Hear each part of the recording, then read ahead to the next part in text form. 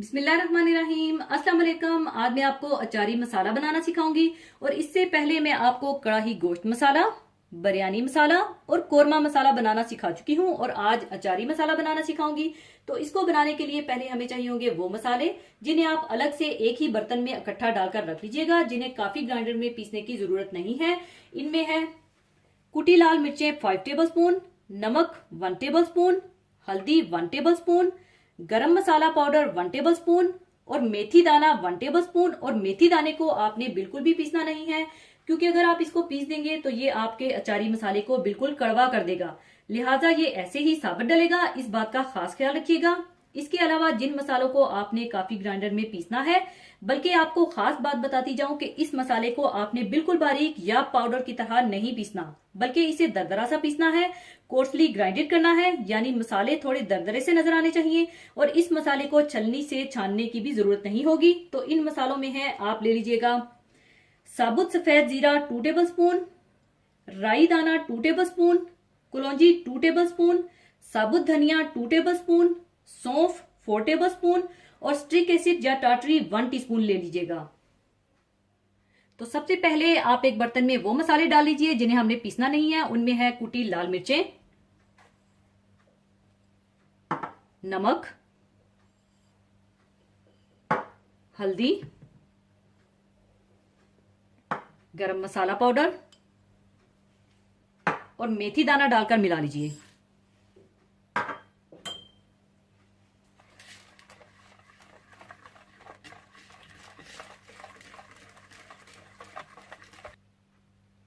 इसके बाद काफी ग्राइंडर में वो मसाले डाल लीजिए जो हमने दरदरे से पीसते हैं। उनमें है साबुत सफेद जीरा, राई दाना, साबुत धनिया, कलौंजी, सौंफ और स्ट्रिक एसिड डालकर इसे दरदरा सा पीस लीजिए।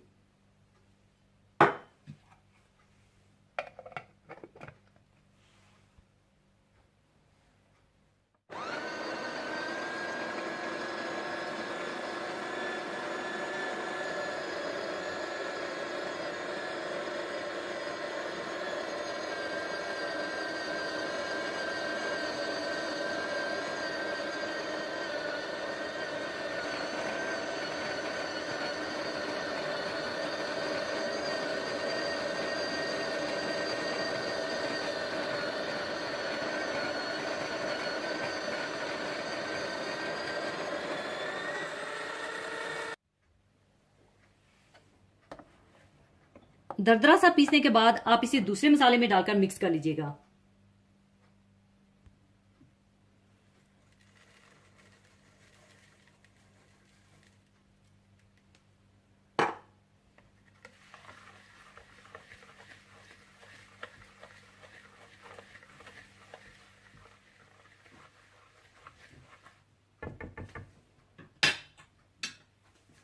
और आप देख सकते हैं कि ये हमारा बेहतरीन दरदरा सा अचारी मसाला तैयार हो चुका है। और अब इसे मैं एयर टाइट डिब्बे में डाल दूंगी।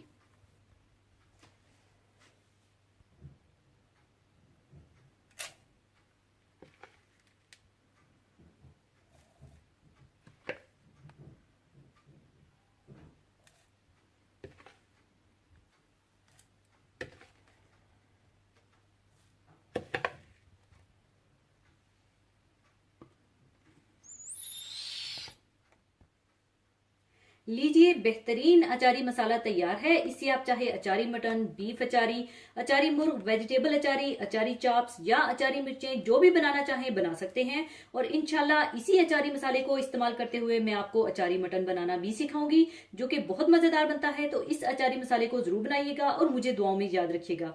और जाने से पहले एक हदीस पाक शेयर करना चाहूंगी। हदीस पाक इस तरह से है।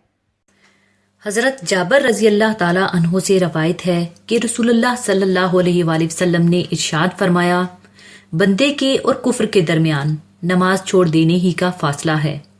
अल्लाह और रसूलुल्लाह सल्लल्लाहु अलैहि वसल्लम पर ईमान लाने और तौहीद और रसालत की गवाही देने के बाद सबसे पहला और सबसे बड़ा फर्ज इस्लाम में नमाज है।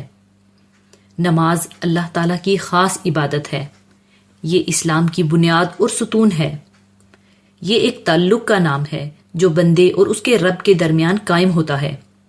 नमाज की ये खास तासीर है कि अगर अल्लाह ताला की तरफ ध्यान करके पूरी तवज्जो के साथ पढ़ी जाए तो इससे आदमी का दिल पाको साफ हो जाता है, बुराइयां उससे छूट जाती हैं, नेकी और सच्चाई की मोहब्बत और अल्लाह का खौफ उसके दिल में पैदा हो जाता है। अलगर्ज कलमा के बाद नमाज ही इस्लाम की बुनियाद है और हकीकत ईमान से उसका ऐसा गहरा ताल्लुक है कि इसको छोड़ देने के बाद आदमी गोया कुफ्र की सरहद तक पहुंच जाता है।